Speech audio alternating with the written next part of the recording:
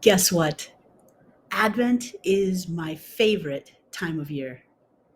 The season for reflection and preparation, to remember what we have accomplished, and to get excited about what adventures are yet to come in the next year. That time in between Thanksgiving and right before Christmas, when society is not focused on collecting tiny pieces of candy, but rather, and in my family, showing our love through big meals that wrap our friends and family in all kinds of flavorful goodness and gravy. Advent is also the time I feel most reminded to intentionally focus on others. It's also the time of year when we hear a lot about gratitude, and I love gratitude because it's a superpower that lives in each and every one of us. And who wouldn't want to have superpowers?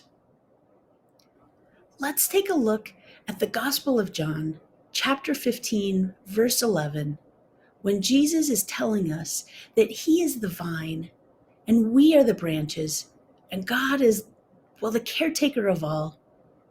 And in verse 11, Jesus wraps it up with this. He says, I have told you these things so that my joy may be in you and your joy may be complete. The verse doesn't name gratitude, but what we know through Dr. Brene Brown's research is that the most effective way to cultivate and maintain joy in our own lives is to practice gratitude for others. And I hope you can hear that in Jesus' words. But the key word in practicing gratitude is the practice part. Now, don't roll your eyes and tune me out just yet. I know gratitude can sometimes feel overused and sadly undervalued. And sometimes when I see a hashtag grateful attached to a social media post or a bumper sticker, I kind of want to barf my mouth a little. But here's the deal. If you are hashtag over gratitude, I can pretty much guarantee you're doing it wrong. Turns out that most of us are pretty lazy when it comes to practicing gratitude.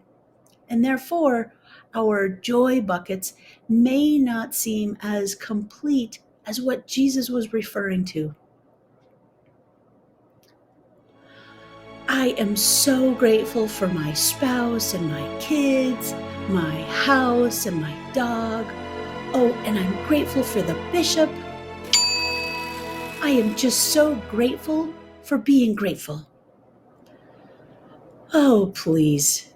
And no offense, Bishop, but research out of the University of Southern California shows us that if we want the most bang for our gratitude buck, we have to get specific and do the work.